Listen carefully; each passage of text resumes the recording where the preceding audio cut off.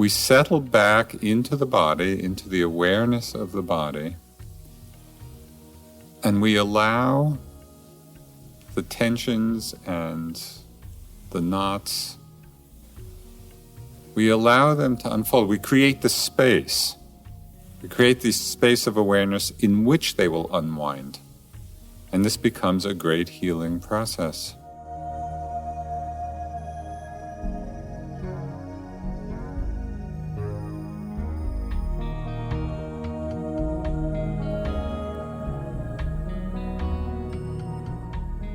Welcome to the Joseph Goldstein Insight Hour. This podcast is an expression of our shared interest in self-discovery.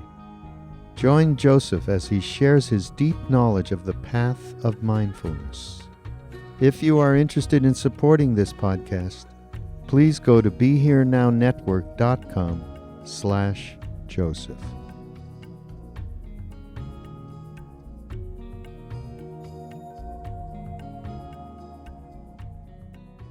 Let's start with the Refuges and precepts.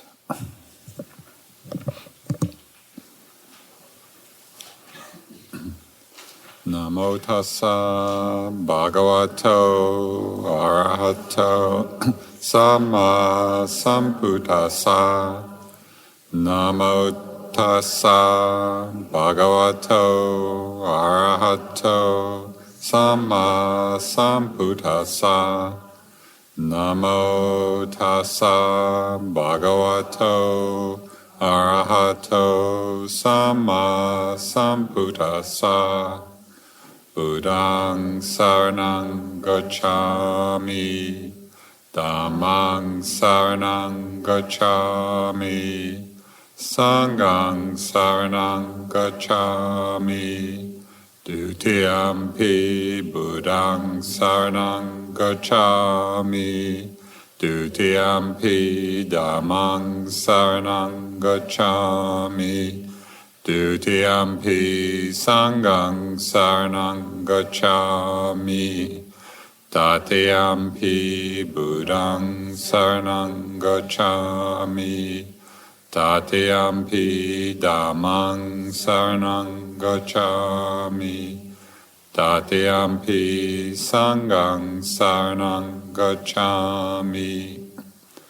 Panatipata Vairamani Sikapadam Samadhiyami. Adinadana Vairamani Sikapadam Samadhiyami. Abrahmacharya Vairamani Sikapadam Samadhiyami. Musawada Vairamani Sikapadam Samadhiyami. Sura Marya Majapamadatana Vairamani Sikapadam Samadhiyami. Idame silang magapalanyana pachayo hotu.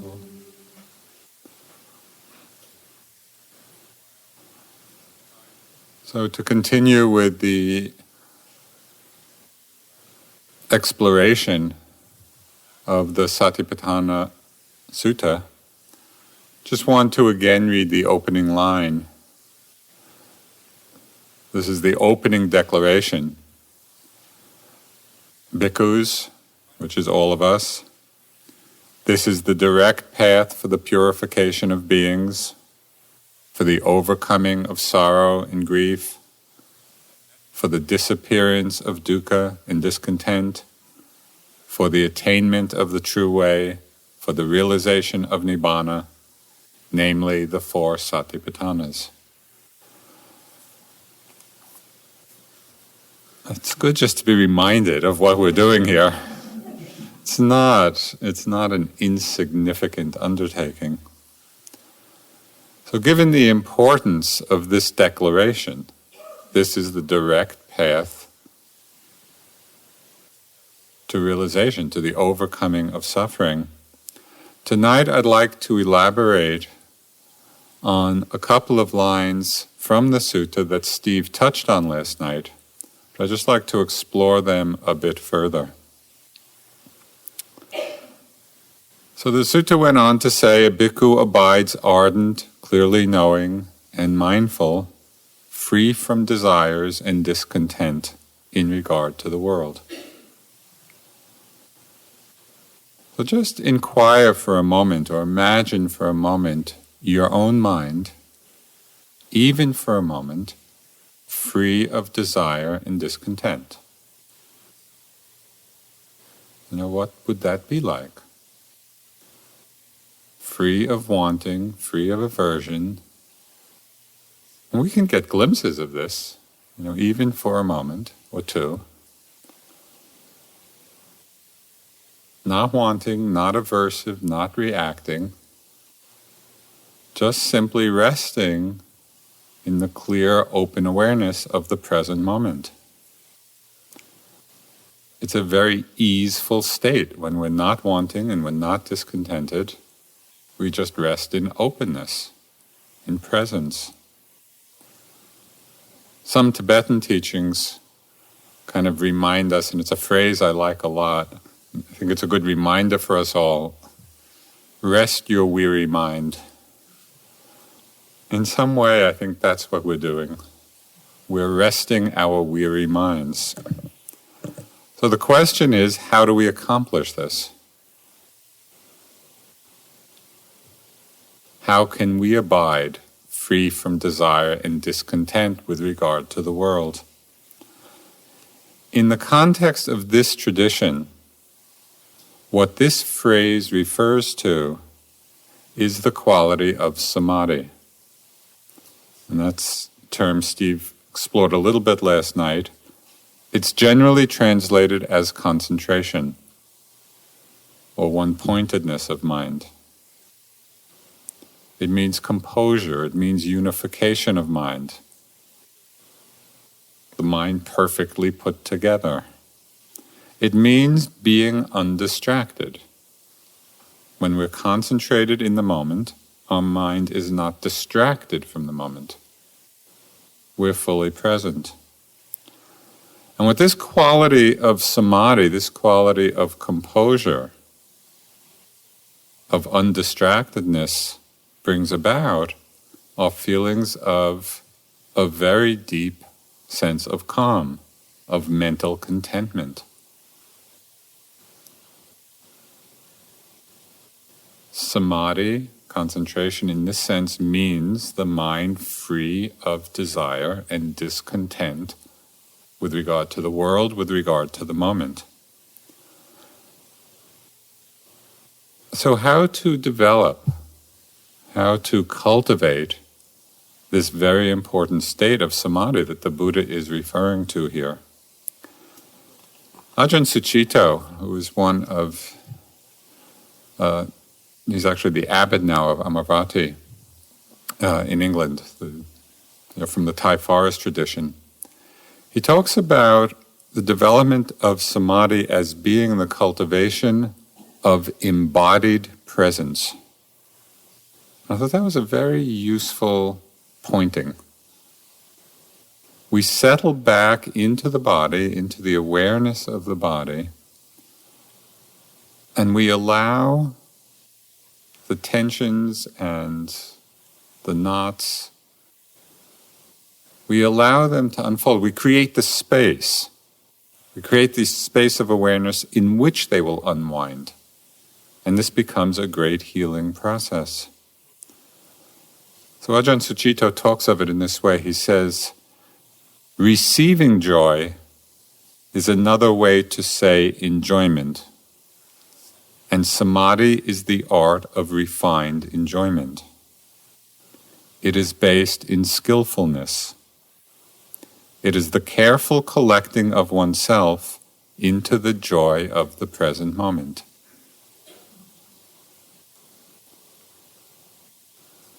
I like this description of it because it kind of takes us out of that, heavy striving mode for something.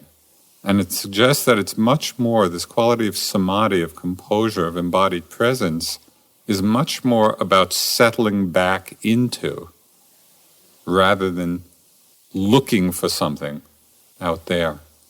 So it's a good reminder of how to cultivate this quality within us.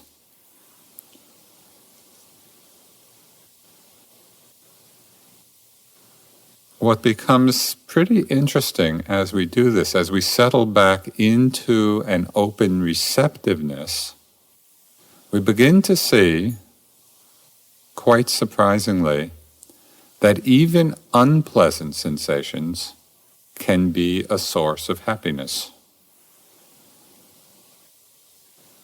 It takes a while to learn this. I remember when I was first practicing in India, I was in Bodh Gaya and was with my teacher, Anagarika Munindra. And we were just in the bazaar, the little village, and at a little tea shop. And on that particular day, I had this really bad headache. And so I was just sitting there with him, and we were talking, and I was telling him, I have this really bad headache. And he just looked at me and he said, "Oh, I hope you are enjoying it." And it was such a novel thought. How are we with unpleasant sensations? Filled with desire and discontent, or free of desire and discontent? When the mind is in that place of collectedness, of samadhi, then we're simply open to that, we're receiving that.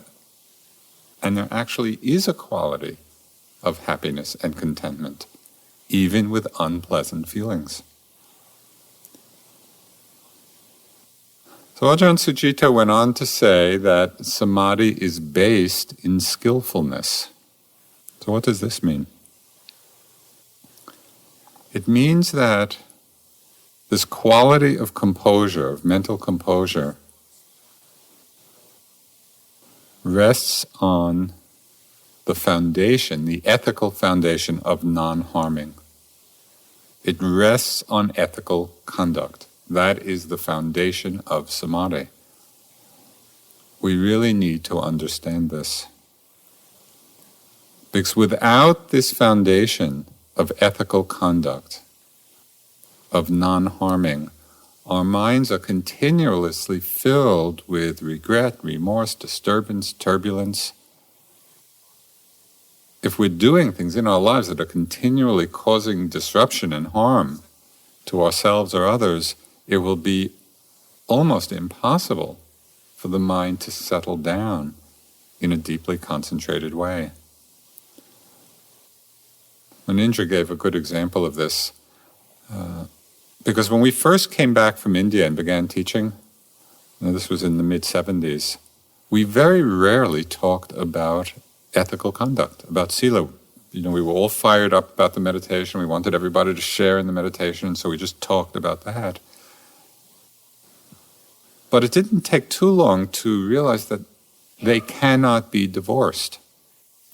Munindra gave the example of, you're in a rowboat trying to get to the other shore of the river, and you're rowing and rowing and rowing very hard, putting all of your effort and energy into it, but you don't untie the boat from the dock. No matter how much effort you put into it, you won't go anyplace. So he likened that to people meditating, trying to develop concentration without having established the foundation. Well, you all already have, just by being here and undertaking the precepts. Because from the time that we commit to them, the foundation is established. So we have that, and it's important to recognize its importance. In the world, we normally speak of ethical conduct as meaning the 5 precepts. On retreat, this foundation of samadhi, the understanding of ethical conduct, becomes a bit more refined.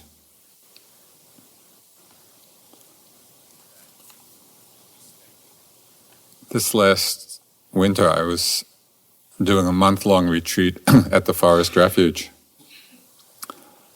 And my yogi job was putting out the tea stuff and then putting the tea stuff away afterwards.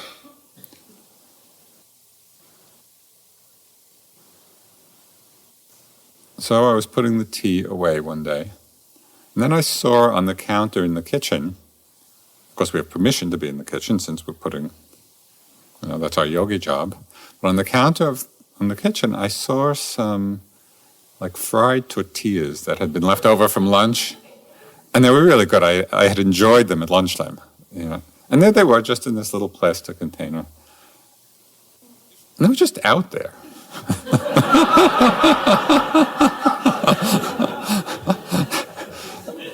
And so I just took a few and then, proceeded to put all the tea stuff away. And it was amazing. In my next sitting, actually even in the moment, but it really came strong in the sitting, it just didn't feel right. And I knew that nobody really cared and would have gladly offered it. But it really was taking what wasn't offered. It was there, but it wasn't out for the yogis. And it just reminded me of how even little things in the context of a retreat, we get very sensitive. Our standard of sila becomes very refined, and it's beautiful to be operating on that level. So it's a good lesson in just, observing how we are, both in this context and in the world. In a community of people, this refinement of sila sometimes is about letting go of our own preferences, of somehow thinking that what we want is more important or more value than what somebody else might want in the community. If people had kind of contemplated this more, the 18-year window wars probably would have been shorter. Can we give up our preferences in the context of a community? I have one other little story. I don't know, I haven't noticed it here lately, but over at the Forest Refuge,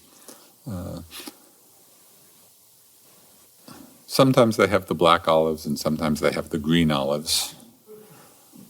And to my taste, the black olives are a little tasteless and the green olives have a little bit of spice to them. So after the retreat, I was talking with one of the other teachers there, Sarah Daring, who's a wonderfully wise woman, an elder of our community. And we were talking, I was just talking about my retreat and saying, we really ought to get more of the green olives. The black olives don't make it. And she just turned to me and she said, on this path of awakening, you're going to have to give up a lot more than olives. And it's just the reminder, okay, what are our minds doing? They're little things. But as our mind gets more still, as the samadhi factor, as that composure of mind becomes a little steadier, even little things really stand out. And there's this beautiful refinement, potential refinement, of our minds, of our behavior. What happens as we are established in this foundation of non-harming, of sila, in all of its aspects, the mind actually begins to relax into a place of relative ease, of contentment. We're not agitated as much. We actually settle back, at least at times, into a relaxed and happy state. And it's said that happiness, in fact, is the proximate cause for concentration to arise. So don't ignore those times, and even if the time's just intermittent, in the day, don't ignore those times when you're feeling contented, when you're feeling happy, when you're feeling at ease. Recognize it, pay attention to that, because that state becomes or can become the building blocks for strengthening the concentration.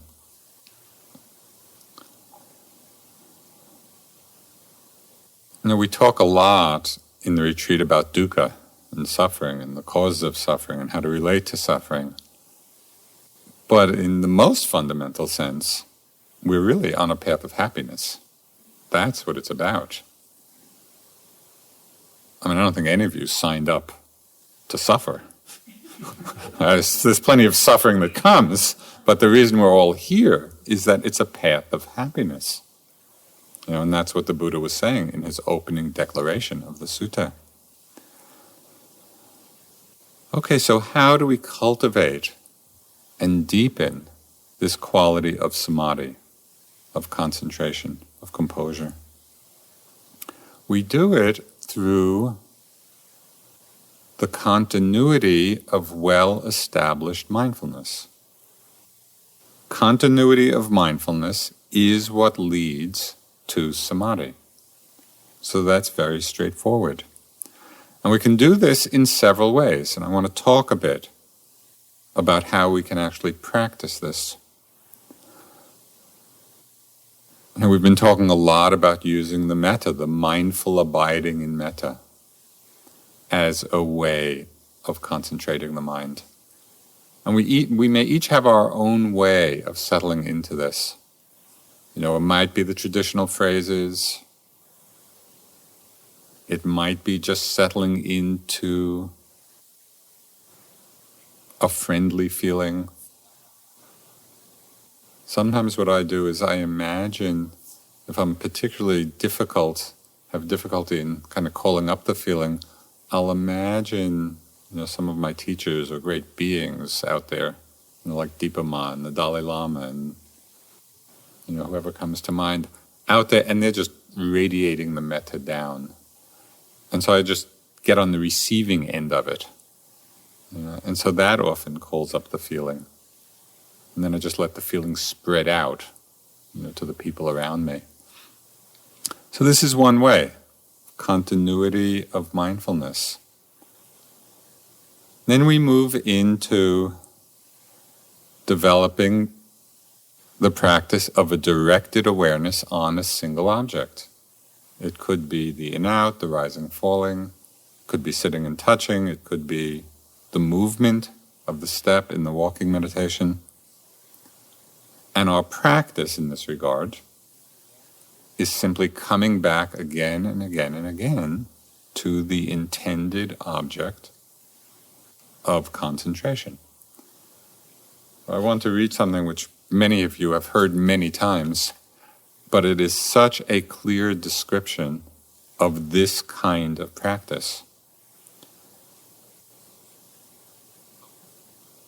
If the heart wanders or is distracted, bring it back to the point quite gently. And even if you did nothing in the whole of your hour, but bring your heart back, even though it went away every time you brought it back, your hour would be very well employed. That's St. Francis de Sales, I think 17th century or 18th century Catholic spiritual guide. The training is the same. Even if your heart goes away every time you bring it back to the point, your hour would be well employed, because that's the training. It's the coming back again and again and again.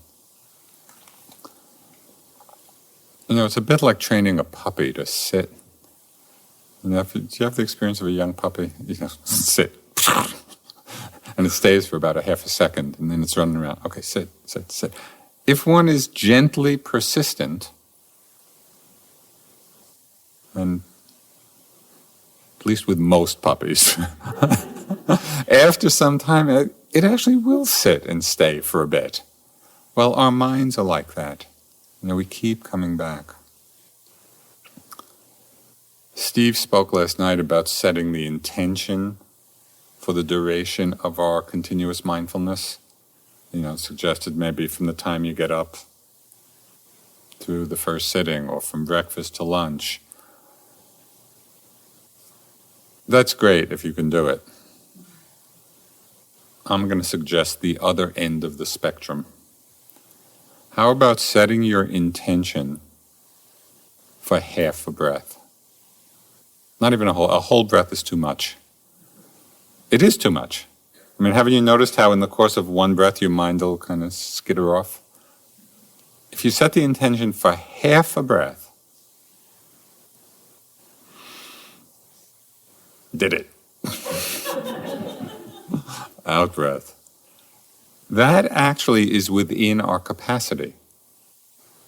We actually can sustain our attention, sustain mindfulness for half a breath. Now, the miracle is that that's all we have to do. Half breath, half breath, half breath, half breath. Lo and behold, the mind starts to stabilize. The attention starts to stabilize. So be modest in your aspiration, but persistent, and you will see that the concentration begins to grow. We can also develop concentration not only in this directed awareness, but as you know, we can also develop samadhi in an open, choiceless awareness, where we're simply settled back and open to, mindful of, whatever object is arising in the field of our experience. I want to read to you. This is some of the meditation instructions from Mahasi Sayadaw, who is kind of the grandfather of this particular tradition of practice. He was the teacher of Sayadaw U Pandita. He was a great, he was both a great enlightened being and also a great scholar of Buddhism, and so his teachings just interweave tremendous precision and understanding of the path in the context of all the Buddhist teachings. So he said, the actual method of practice in Vipassana meditation is to observe the successive occurrences of seeing, hearing, and so on at the 6 sense doors. However, it will not be possible for a beginner, and a beginner may be the first 20 years, 30 years. However, it will not be possible for a beginner to follow these or all successive incidences as they occur, because the mindfulness, concentration, and knowledge are still very weak. So we instruct the yogis to note the rising, falling of the abdomen, and hear whether it's the rising, falling, or the in-out. But when the power of concentration have strengthened, yogis extend this method of meditation to note all that happens at the 6 sense doors. So it's important to understand that there are these 2 aspects of developing proper mindfulness and concentration. We start with the rising, falling, or the in and out. We start with the primary object, come back to it again and again, and as the attention is stabilized, then it opens up and we simply note whatever it is that's arising. It becomes very open, very choiceless.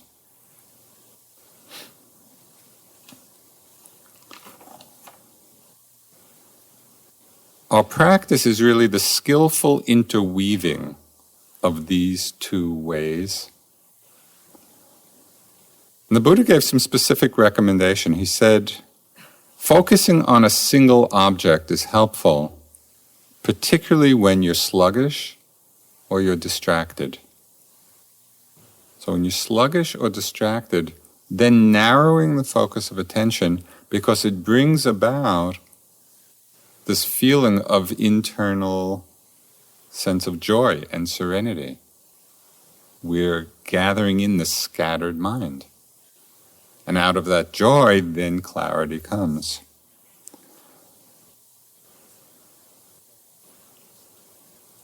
Then when the mind is collected again, we open it to the whole range of objects that arise. Now, after some time, and you may be at this point already, but in practice, at a certain point, we get a very intuitive feel. Should we spend time just on the just on the breath, just on the primary object. When is it time to open? When do we come back in? So you can trust that. And it's really very simple. If one approach is not working, try the other. So this is very pragmatic. This is not about adhering to some formal set of instructions. It's all about being mindful in the moment and what supports that. What is the best way to do it? When I first began my meditation, I had been in the Peace Corps, introduced to kind of the Buddhist teaching, got very excited about the possibility of meditation.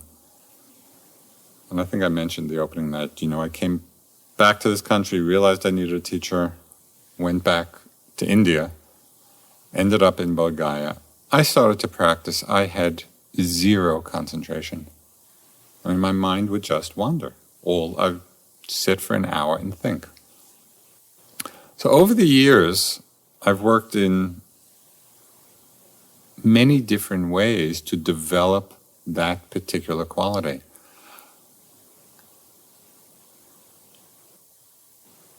It can be done because I know where I started from. It's really a question of practice, of perseverance. I want to share with you some of the particular ways that were helpful to me in the course of my training the mind in composure. One of the biggest helps was in moving about, as I would move about or as you move about, in the building or outside. Notice the difference between kind of being mindful that you're moving and that embodied presence that Ajahn Sujita was talking about, where you feel the sensation of the movement. Do you hear the difference? You can be mindful that you're moving, more or less mindful. But to feel the sensations in the movement, you really need to be embodied. You need to be in the body, you need to be present. And as you do that, the concentration gets much stronger and it feels good. Because we're fully in ourselves in that moment. So this is a way to practice throughout the day. In just the ordinary activities of the day, are you feeling the sensations of the movement as you move about? Very helpful. Slowing down was a big help.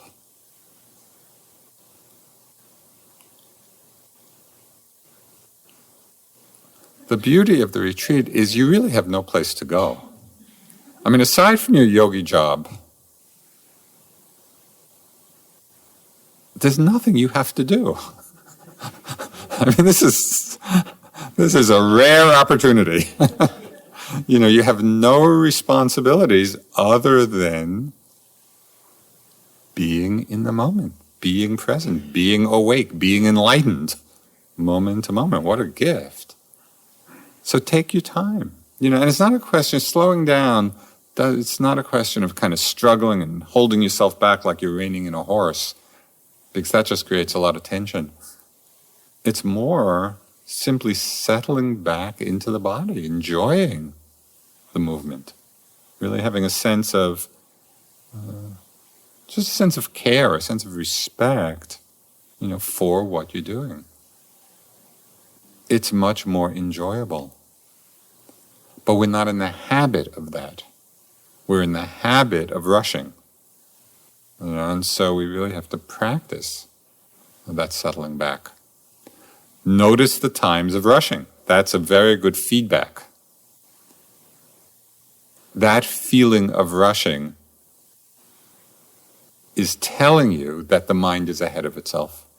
The mind is ahead of the body. We're toppling forward energetically. So use it as a good signal. As soon as you feel that you're rushing, settle back, take more care. Rushing doesn't always mean you're moving quickly. You can rush moving very slowly. it was very interesting to me, for myself, to observe the difference between how I was when I was doing walking meditation and then moving just as slowly how I was when I was going to lunch.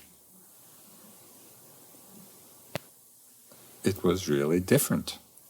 In the walking meditation, I wasn't going anyplace. When the lunch bell rang, even though I was moving just as slowly inside, it was that energetic topple. So we can pay attention to this. It's a very good feedback for us. Something else that had a huge impact for me in my walking meditation, and this, what I'm about to suggest, will not be for everyone. So it's just a suggestion. You can try it if you find it helpful. You can use it. If not, there's no need to. For me, it was helpful at a certain point in my practice to go from 3-part walking to 6-part walking. That is, dividing the step into 6 parts, which were lifting, and then dividing the forward movement into 2 parts. So and you could name it anything. It's like move and swing, something like that. So it's lift, move, swing, and then the coming down was in 3 parts of lowering, and then just placing when it first touches, and then pressing with the weight.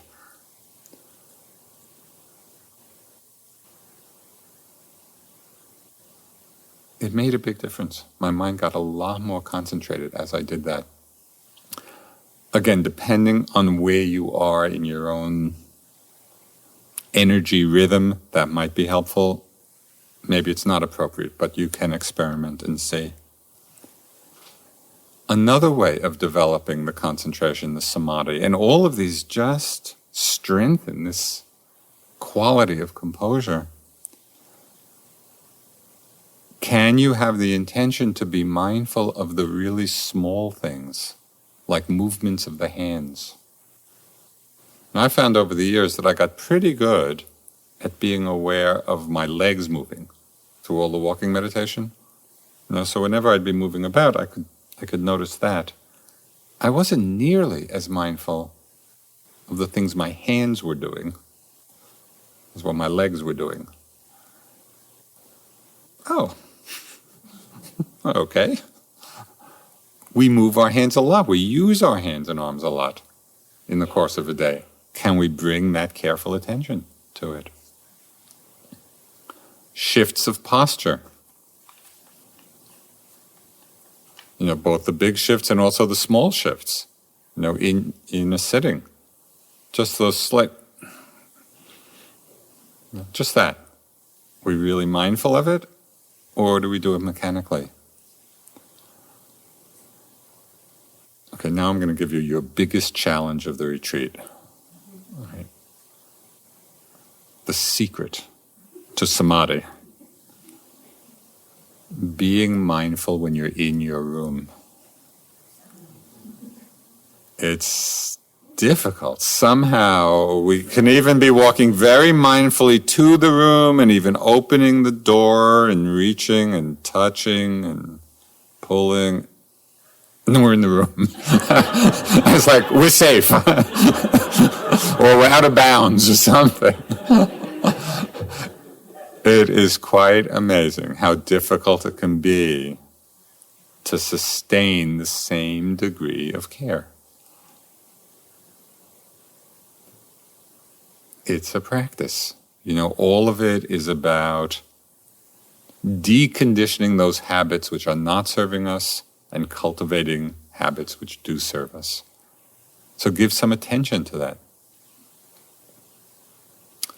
Another thing that was a tremendous help, and these were just all the little things that over the years, as I paid more attention to, helped my mind get settled. And my mind was a hard nut to crack. Goenkaji, one of my other teachers, he used to have what he called in his courses vow hours, where you would come in and you would take the vow not to move for that hour. It was intense, especially in the beginning years. Take the vow for an hour not to move, and sometimes the pain would get really intense. And so it took tremendous kind of determination to do that. I don't know, as the Dharma has come to America, we've kind of evolved into the upper middle path. And so we've changed the vow hours a little bit. The vow whatever. If you can do a vow hour, that's great. But maybe that really, it just is too much and the mind is not in the place where you're ready to do that. Do a half hour. Do 15 minutes. Do 10 minutes. You will get the sense of what it means to sit with that determination for however long you do it. Let me sit and not move. Let me die.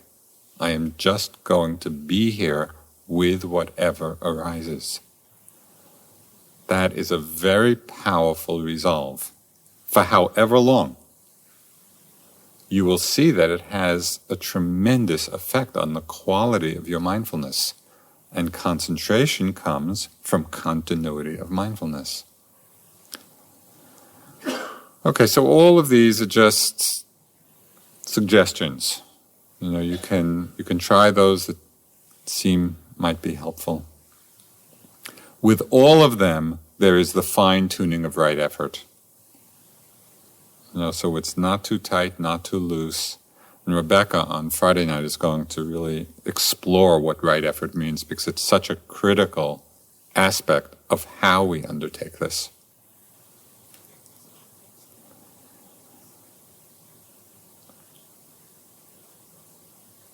The gradual development of samadhi, that composure of mind that brings contentment, that brings ease, bears many fruits for us. First, it helps to keep the hindrances at bay. When the mind is concentrated, the hindrances don't find room to manifest as much. Samadhi overcomes the forces, of lust and desire in the mind. Why? Because we're enjoying a more fulfilling kind of happiness. This is very important to realize. We think sometimes, I have to give up all the pleasures, the ordinary sense pleasures or worldly pleasures. Once we've tasted, even to some extent, the happiness of a concentrated mind, it's no big renunciation. Deepen, this wonderful teacher from India who had extraordinary samadhi, she once sat in samadhi for 3 days. She sat down and 3 days later she got up. What else could we do non-stop for 3 days that would satisfy us? We would get incredibly irritated even about the most enjoyable kind of thing. We would eat for 3 days. Sex for 3 days. But the enjoyment, the happiness of samadhi, of concentration is such, it is so fulfilling and so complete. So this is what we're opening into. It brings about this great kind of happiness.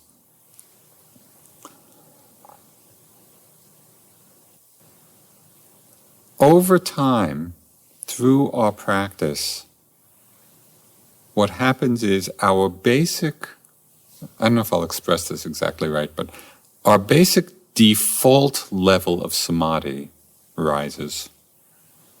Maybe from skiing, during ski season, the ski resorts will give you the reports of the base, how deep the base of snow is. Good skiing, the better the base. What happens in our practice is that our samadhi base gets deeper. It becomes the default position. It still has lots of ups and downs, but over time you can really see the difference. If you look back, many of you have been practicing a long time, maybe you look back 5 years or 10 years and notice the difference between then and now. And this just continues to happen the more consistent we are in our practice. So what happens is it affects the way we're living in the world. As the base of samadhi deepens within us, we really are creating an inner environment of peace, which we inhabit. And I don't mean to suggest that it's some unshakable state and we're never going to be disturbed again. It's not that. But the more we practice, it's what we come back to. Right? That becomes our resting place.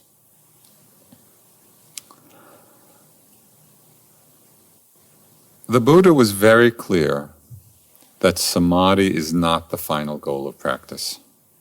It's not what we're practicing for. It's a skillful means. It is not liberation, but it plays an essential role on this path of awakening. So this is what he said. He said, this is the Buddha's words, lack of respect for concentration is one of the causes for the disappearance of Dharma understanding in the world. So that's, I think, a very pointed statement. It's really saying how important it is. Some years ago, I was reading a book about the Japanese tea ceremony and the whole art of tea, and it's quite ancient, it goes back. And one of the founding masters of tea, tea as a spiritual practice, not as the break in between sittings. One of the founding masters of tea, and I don't know if I'm saying his name right, Rikyu. This is what he said. And when I read this, he was talking this maybe in the 12th century, 11th century, about the practice of tea. It so really caught my eye. He was saying, I have no doubt that within 10 years, the fundamental way of tea will decline and perish. When it has perished, people will believe, on the contrary, that it is flourishing. And when I read that, I thought, boy, that's a wake-up. The Buddha said that lack of respect for concentration is the cause for the decline of understanding of the Dharma in the world. And so this is an important thing. This is not insignificant. And it doesn't mean that we get all tied up in struggle and striving and all of that, which doesn't help anyway. It doesn't help our concentration. It means we have to understand in a balanced way, okay, this is important, developing this composure of mind, this embodied presence. Right? And so we practice it. We practice it with patience and with ease. So the challenge for each one of us is to find what are the skillful means for each one of us, and they may be different. What are the skillful means that will help us strengthen and deepen this quality within us? And a lot of the work you'll be doing here on retreat is just this exploration. What really helps?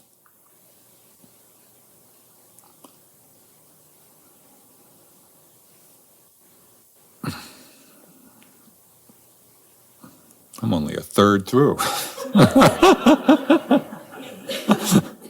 Okay.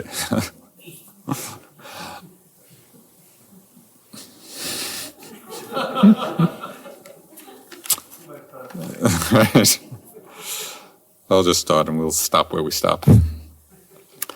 The second phrase from the sutta that I'll at least touch on. The first was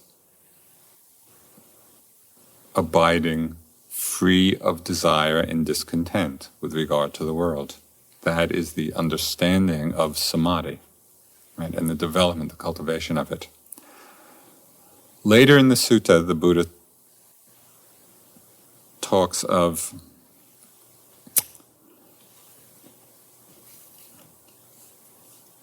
and Steve did read this last night briefly. He said, the instruction in regard to the body, one abides contemplating the body internally, abides contemplating it externally, abides contemplating both internally and externally.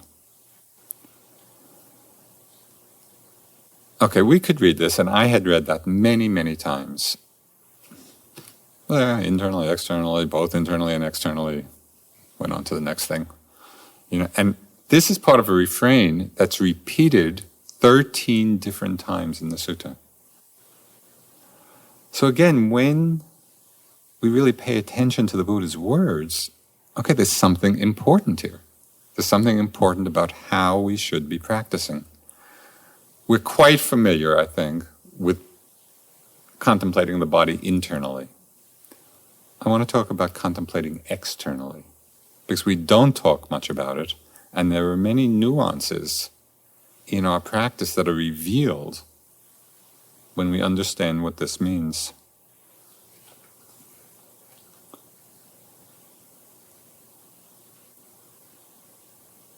Contemplating or being mindful of the body externally means being mindful of the physical actions of others, so that we're aware. When the mind is drawn externally, we're aware and we're mindful as people are walking, as people are eating, as people are doing their yogi jobs. We apply mindfulness to that. Mindful that that person is walking, mindful that that person is eating, mindful that that person is doing whatever. Now, this is quite in contrast to what usually happens when our mind is drawn out. Oh, that person's walking too fast, that person's walking too slow. They're not doing their yogi job well. We're having all of these comments, and we're not applying this mindfulness externally. Do you see the difference? No. Let me go on. One of the patterns I would see in my mind when I was on retreat, it was both ironic and useless as a mental pattern. I would be sitting in the dining room, and kind of maybe glancing around as one is wont to do at times, and noticing somebody who I thought wasn't being very mindful. And my mind would comment to myself, boy, they're not being very mindful. And then usually it didn't take too long to realize that, of course, my mind was doing the very thing that I was commenting on, and just seeing the ridiculousness of it. That all happened because I was not applying this mindful externally, just being mindful of what I was seeing, and caught up in my reaction or judgment. From the other side, have you noticed that when you're mindful of somebody who is really walking very carefully, very mindfully, when you're in the presence, when you're aware, when you're seeing that it actually induces a state of samadhi within oneself? And this is why the Buddha suggested associating with people who are concentrated, who are mindful, because we catch it. It's like an infectious enlightenment factor, And so that mindfulness of the external really can help our concentration when we see it in others. And it also can remind us that our own practice is really an offering. It's an offering to everyone here.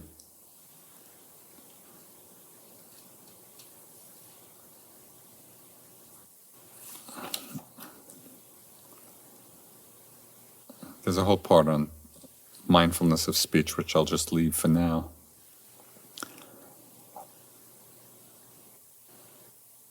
just as we can be mindful of somebody's physical actions externally, we can also be mindful of externally moods, mind states, and emotions. Or again, we're aware of a mind state or an emotion in someone else, and instead of our initial or habituated reactive mind to it, we simply are abiding, oh, this is arising, this state is arising in this person. It actually helps us develop some sense of empathy, some sense of connectedness. If it's something unwholesome that we see, we remain equanimous. If it's something wholesome that we see, it inspires us. There's just one story I want to mention in this regard. It happened at a Buddhist Christian conference that I was at Gethsemane Abbey in Kentucky. And it was the meeting, there were 25 Buddhist teachers and 25 mostly Trappist and Benedictine monks, and some very, abbots of different monasteries. The Dalai Lama was there that year. And in the closing remarks of the conference, the abbot of Gethsemane, he said that what most moved him in this whole exchange, and we were there about 4 or 5 days, a lot of talking and dialogue, what most moved him was one day as he came out of the chapter house, which is where we were meeting, and walking down the hall, he saw the Dalai Lama standing in front of a statue of Mary and just bowing and paying respects. I mean, even now when I think of it, it's just so moving.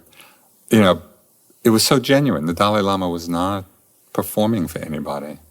He recognized the spiritual importance, of that statue, and he was paying respects. And seeing that mindfulness externally was more moving and more meaningful to the abbot and the monks than all of the words that were said. So there's great power in this. When we are paying attention, both internally and externally, tremendous openings can take place.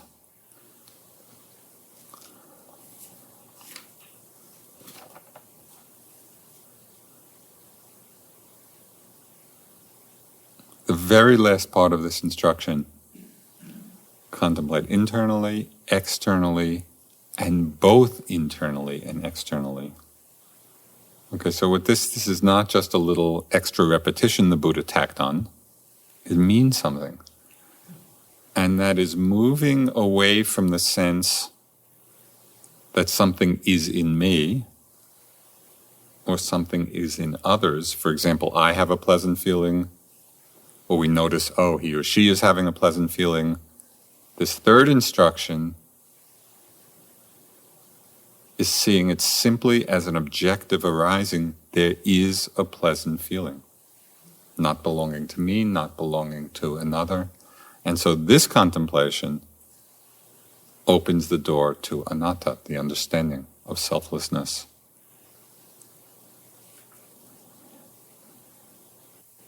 It's the experience of all phenomena free of any notion of ownership. Experience doesn't belong to anyone. It is just arising. And it is this jewel of wisdom, this understanding of the selfless nature of all experience, which gives rise to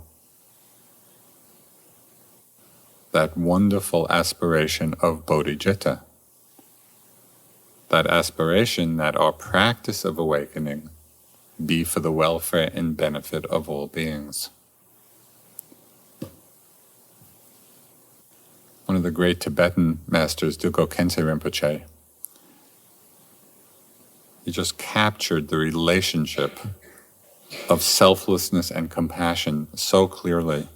He said, when you recognize the empty, selfless nature of phenomena, the energy to bring about the good of others will dawn uncontrived and effortless.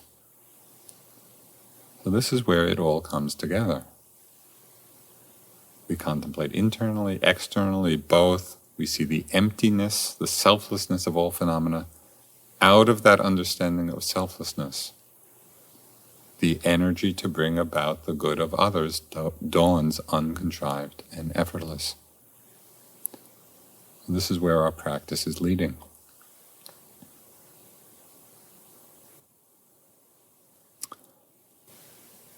Let's sit for a few minutes.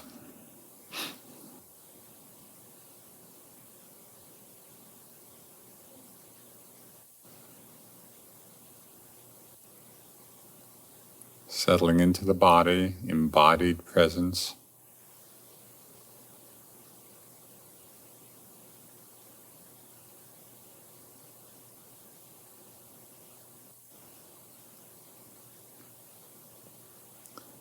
The human body, at peace with itself, is more precious than the rarest gem. Cherish your body. It is yours this one time only. The human form is won with great difficulty. It is easy to lose. All worldly things are brief, like lightning in the sky. This life you must know as the tiny splash of a raindrop, a thing of beauty that disappears even as it comes into being. Therefore set your aspirations and make use of every day and night to achieve them.